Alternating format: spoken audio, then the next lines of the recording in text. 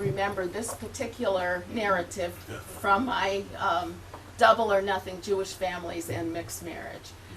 This was a man from Denver who went to his non-Jewish doctor, and he mumbled the prayer while the doctor was performing the medical circumcision in the hospital on the third day. And he did it, he said, because he didn't want to fight with his wife. He just wasn't willing to get into a fight with his wife over having a brit milah. And his final line on that was, "I sure hope that God has a sense of humor." Now, what these husbands do not realize is that their Christian wives learn a lesson from the husband's lack of insistence, the fact that the husband isn't willing to fight to have certain levels of Jewishness in the household.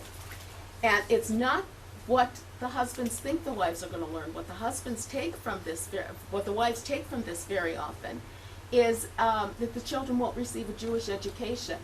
I was really surprised at the extent to which many of the Christian wives were resistant to the idea of Jewish education because it's not part of their culture.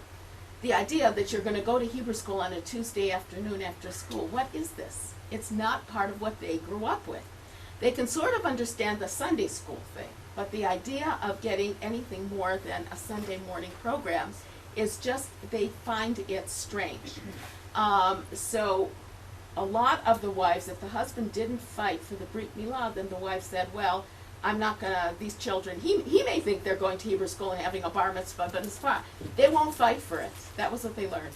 I thought the husband and his mother were going to fight for it. They didn't fight for it. They're not going to fight for this either. So it's very interesting. That was one of the areas in which I was quite happy to be doing different interviews with the husbands and the wives, separate interviews, because the stories were quite different one from the other. And as you see from this quote here, which was again a very typical one, his parents pushed for a bris, and I would say it's not up to me to do. I'm Catholic. If Jerry wants to have a bris, he'll find a rabbi and he'll schedule a bris. That didn't happen, and it didn't surprise me. And that, by the way, is a pattern that we see a lot, which is that these husbands who don't exactly want Jewish children, they just don't want Christian children, then put the whole burden on their wives, because it's a woman's job to do the religion in the home, even if they're not Jewish. So you have these non-Jewish women who have been saddled with the task of raising sort of Jewish children.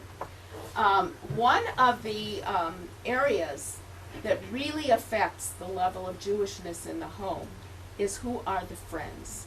And a lot of times people don't understand that when we look at social networks, we're not doing it for a racist reason. We're not saying racially, oh, your friends should all be Jewish. We're saying culturally that who you are friendly with has a profound effect on what your cultural activities are.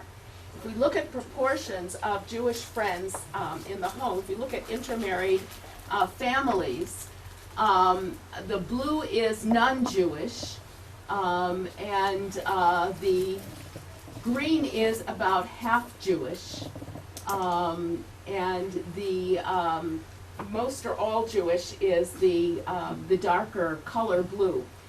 So what we see is that the affiliated Jewish mothers have primarily Jewish friendship networks, much higher than that of Jewish fathers. We actually see that in married families also, that women tend to have more Jewish friendship networks. And the reason for that is that men often have private friendship networks at home and in other places, whereas women who are creating the friendship network for the whole family.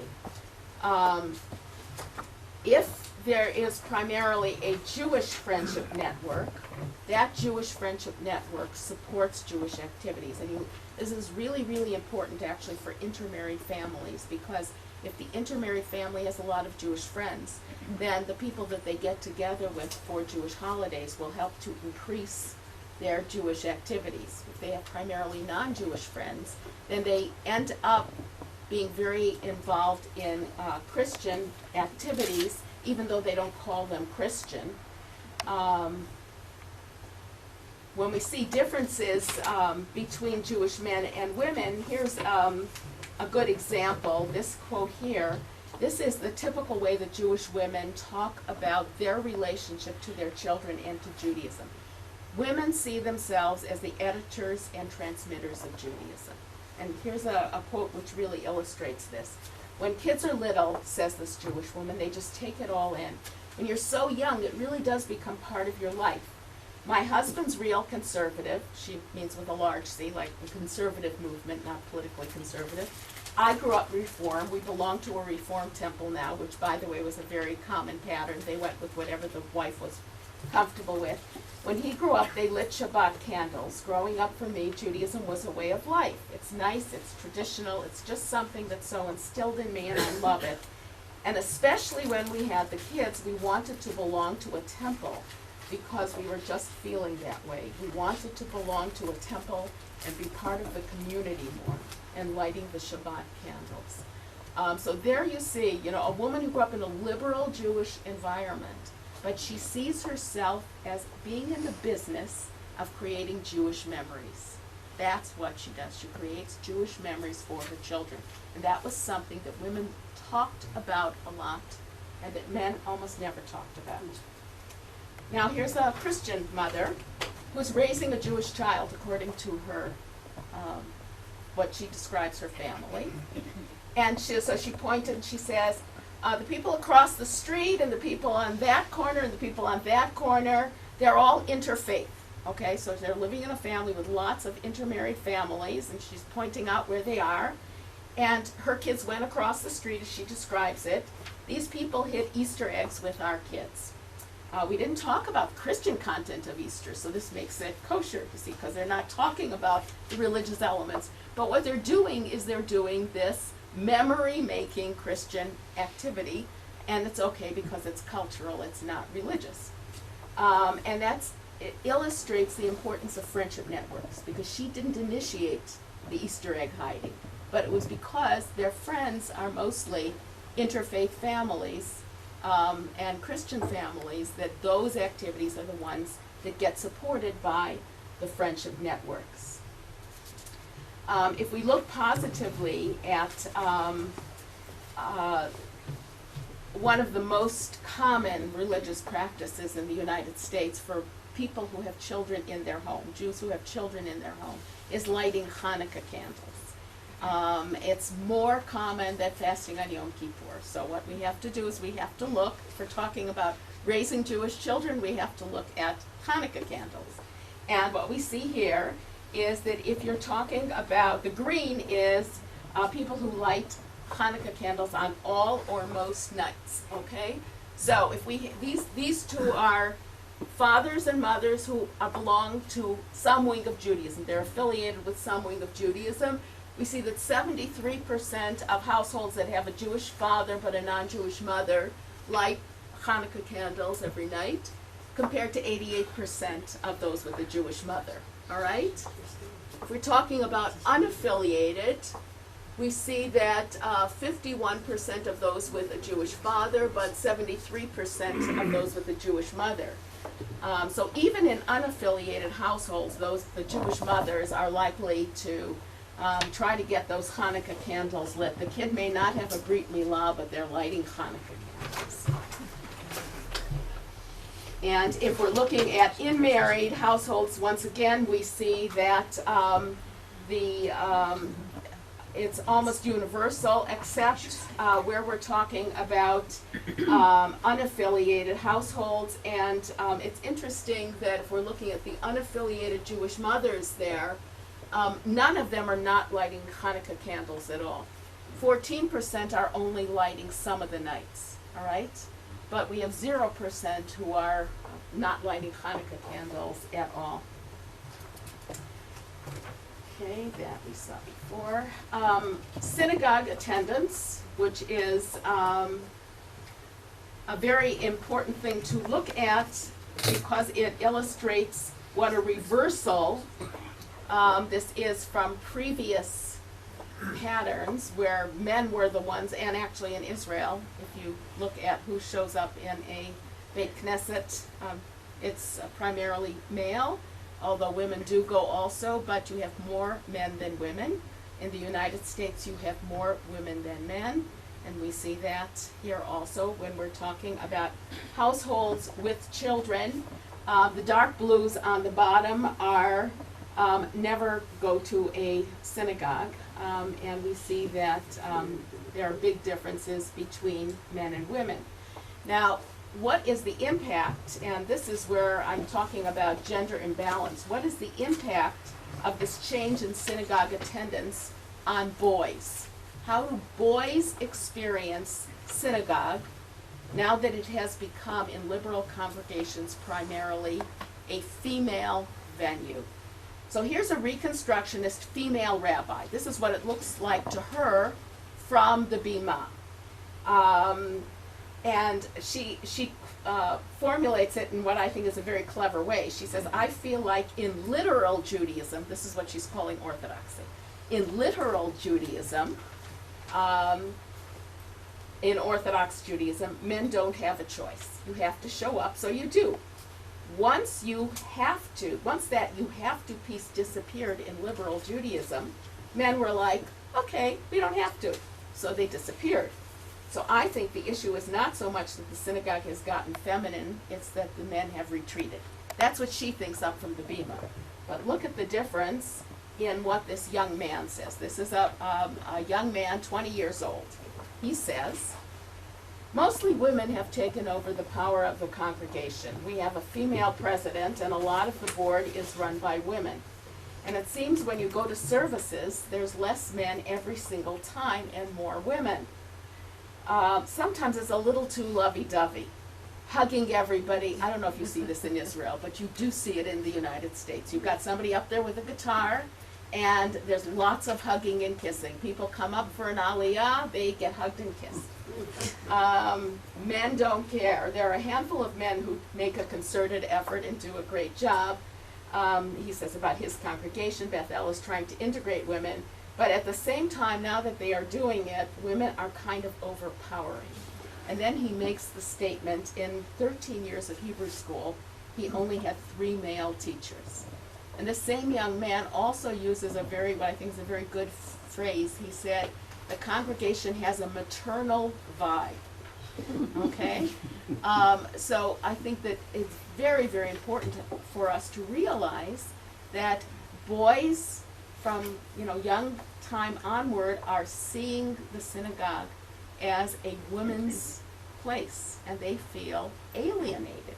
And this is such a flipping over of the way little girls used to feel very often. It's sort of like the obverse side of the same thing, where in Orthodox, and it still is in some congregations in Orthodox synagogues, when little girls used to look over the mechitza and see all the action happening on the men's side. Now it's boys who are looking up on the bima and seeing all the action happening on the women's side. I'll very quickly show you a couple of more tables. This is to what extent do you think that being Jewish is very important to your life? And what you'll see on these tables is that the women are much more likely to say that being Jewish is very important to them than the men are. I'm not going to linger on these. Okay. All right, so our major findings. Women have more social capital than men do. Social capital is investment in activities and attitudes which are specific to the particular ethnicity that you belong to. And today, in the United States, women have much more of this social capital. If you have social capital, you can transmit your culture to the next generation. If you don't, then it's very hard to transmit it. And you can, that's the reason that we use the word capital, is it's a good comparison with money. If you don't have it, you can't spend it. And women have it, and they can spend it, and men are less and less getting it. We see that from boyhood onward. Women are more likely to favor religion in the United States now than men are, and that makes a difference in how they act towards the whole project of raising Jewish children. Number 3 is really one that I would like to emphasize very, very strongly. Very often, especially when we read quotes like the one about the Christian mother and the Easter eggs, we tend to sort of blame the non-Jewish mother in the family.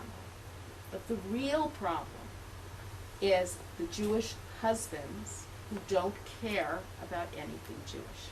They are really the ones who are undermining the Jewishness in these homes. They come into the marriage not caring about it. Most of the non-Jewish wives would support the raising of Jewish children if the husbands showed that they cared about it, if they were willing to not just fight for it or advocate for it, but to support it themselves and not to dump the whole thing on their wives. So I think that obsessing about the non-Jewish partners is really not what the story is, although that's sort of an easier thing to do. It's easier to emphasize outreach to non-Jewish partners than it is to go back and look at the Jewish community and see what is it about the way we're raising our sons, and I'm being collective here, that is deficient. Why are these Jewish boys so alienated from Judaism? Why are the Jewish men so alienated from Judaism? Because that's really where the problem is. We talked about the importance of social networks and the fact that Jewish women are more likely to create Jewish social networks. What I'm not advocating is going backward in time. What made Jewish families Jewish in the past was not what we would think of as conventional bourgeois gender roles. In fact, very pious Jewish families very often didn't have conventional bourgeois gender roles, but what they did have was distinctive gender roles. There were things that belonged to men, there were things that belonged to women. And traditional Jewish communities have understood that for whatever psychological reason, for whatever social psychological reason, women do like spending some time together with women, and men do like spending some time together with other men. And that religion can be served by providing for that kind of time. That however one feels about what is often called a mechitza minyan, what the mechitza minyan did was it gave guys time together, where they related to each other as guys. And if you're not going to have that kind of time, then you need to create some other kind of time, because it tends to matter to people. How do I get rid of this? I knocked it. Thank you. We girls just can't figure out these chucky things.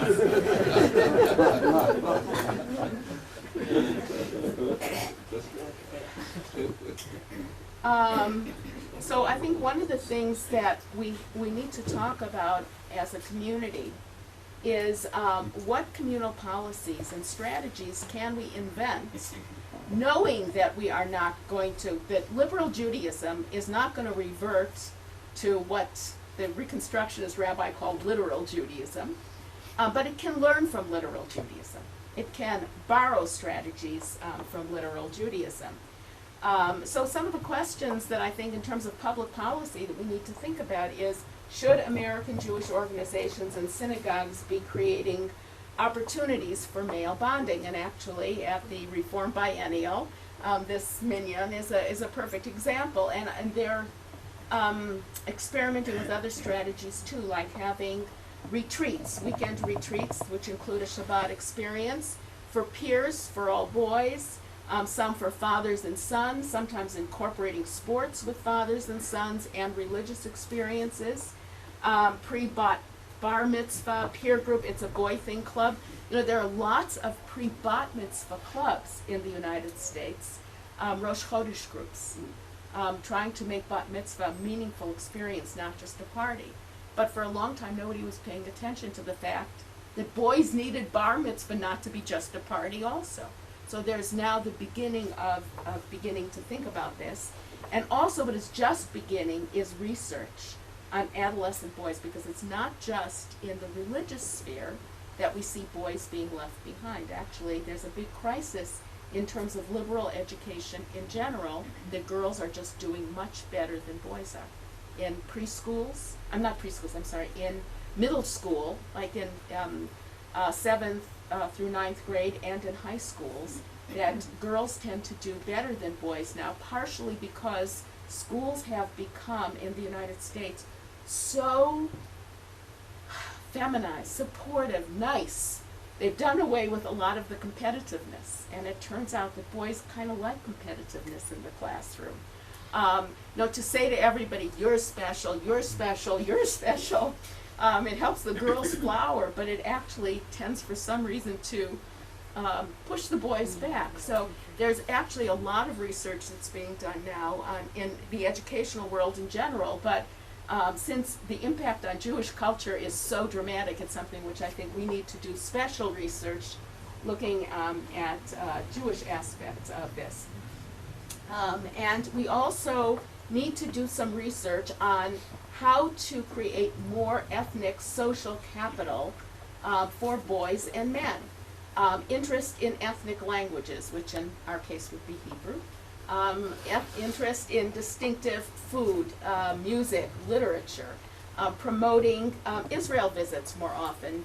Taglit, Birthright Israel, gets more girls than boys in years when things are more or less peaceful here, but gets more boys than girls in years when things are not so peaceful here.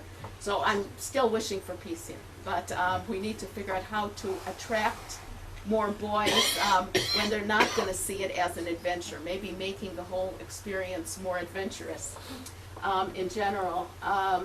One of the reasons that we know that boys and men are sometimes alienated from religious environments is that girls and women are more accepting of being in a place where they're not so competent, they're not so expert. It's harder for boys and men to come into an environment where they feel like they're not the master of things. So that if you incorporate more Hebrew into the service, which is a very good thing, the boys can feel alienated more than the girls because it's harder. They have to catch up with the learning of the Hebrew, and it's more uncomfortable for them than it is for the girls not to know Hebrew. So we need to pay attention to that, and we need to figure out strategies in dealing with that. And this is basically the research. As I said, this is all brand new. I'm looking at it. There are other researchers who are just starting to look at this. There is an enterprise called Moving Traditions in the United States now, which is being done in cooperation with the Center for the Study of Adolescent Boys in the Graduate School of Education in the University of Pennsylvania. So what you're witnessing now is the beginning of an attempt to deal in some kind of systematic way with a phenomenon which has been developing and developing speed over the past few decades, and which has profound impact on the Jewish community.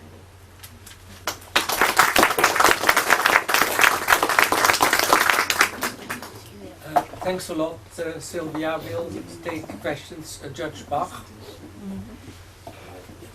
First of all, thank you very much for most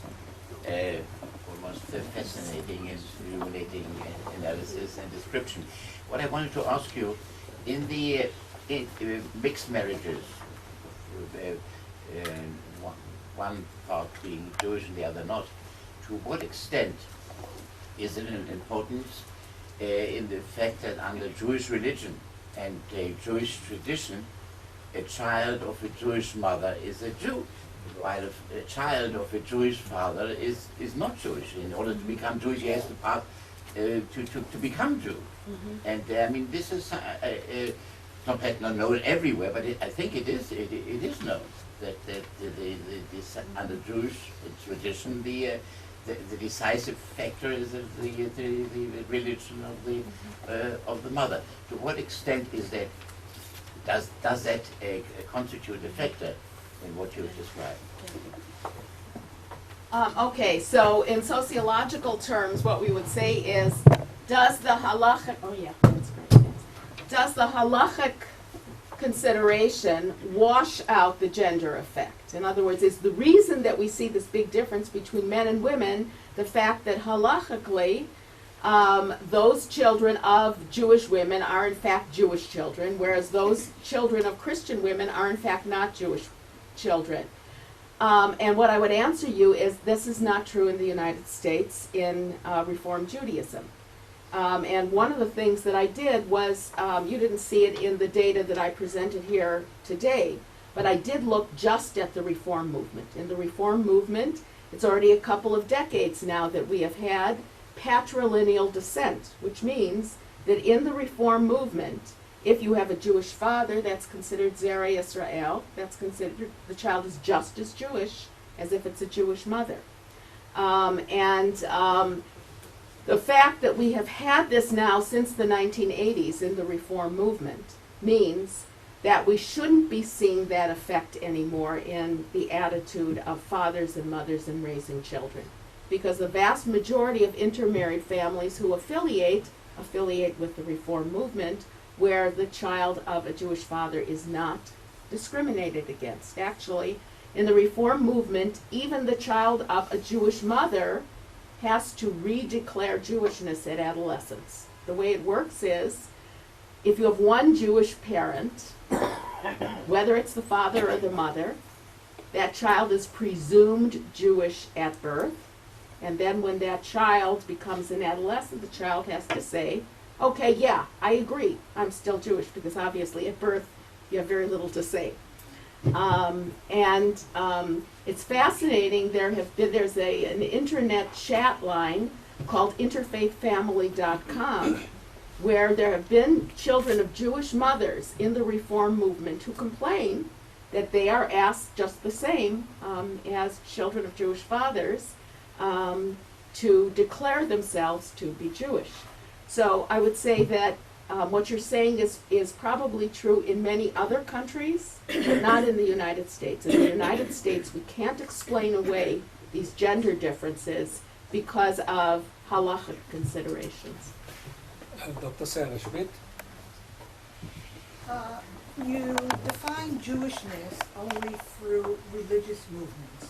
And the fact is that according to just published American Jewish Committee survey on American Jewish identity, only 50% of American Jews belong to some form of synagogue at all.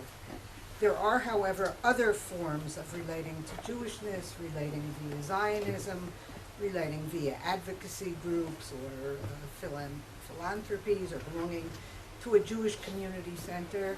Have you taken that into consideration? Because it's often a much easier way for a Jewish father to get a child involved with Jewish activity. Yes, actually, if you notice the way that question was phrased, it's how important is Jewishness in your life, not how important is Judaism. So usually the language we use when we're talking about the religion is Judaism, whereas Jewishness incorporates many aspects. Now, actually, the vast majority of people who belong to a Jewish community center also affiliate with a synagogue. People often think of the Jewish community center as an alternative form of affiliation, but there's a huge amount of overlap. And I happen to show you data which looks primarily at religious observances.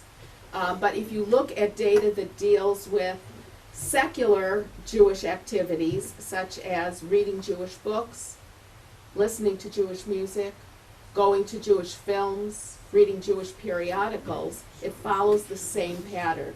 The reason I showed you these data is that it's much, much more common for Jews in the United States to light Hanukkah candles than it is for them to read Jewish books. So, in fact, there isn't this kind of divide between secular and religious culture in the United States that there is perhaps in some other countries, because in the United States, religion is considered to be part of what people do.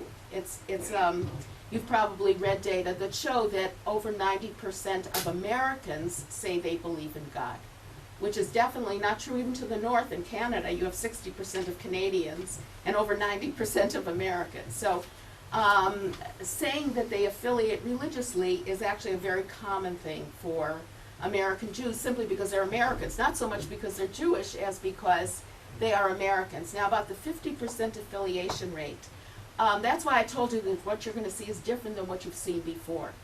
American Jews affiliate when they have school-age children.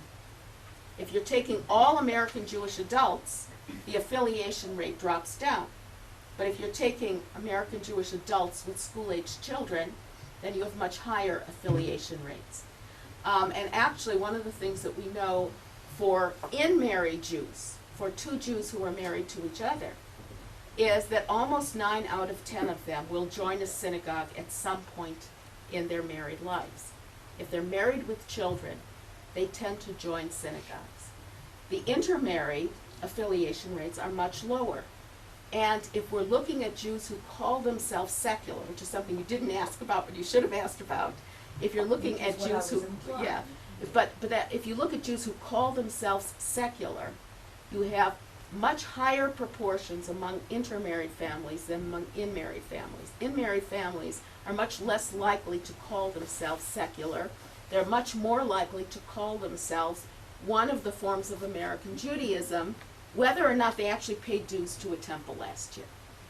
So this is something that, from doing interviews anyway, that people will say, if you're looking at how many people donated money to public television, if people donated money any time in the past 10 years, they'll say that they did it last year. That's just the way it is. And the same thing is true about affiliating with synagogues. But if you look at synagogue and temple affiliation over a lifetime, what you find is that secularism among in-married Jews is actually much lower than people think it is. Among intermarried Jews, it's quite high. And among people who are not married or don't have children, it's quite high. And one of the things that we didn't talk about today is postponed marriage, which is a huge, huge topic. If you're looking at the American Jewish community, that wasn't the topic today, but it has an enormous impact on levels of secularism because American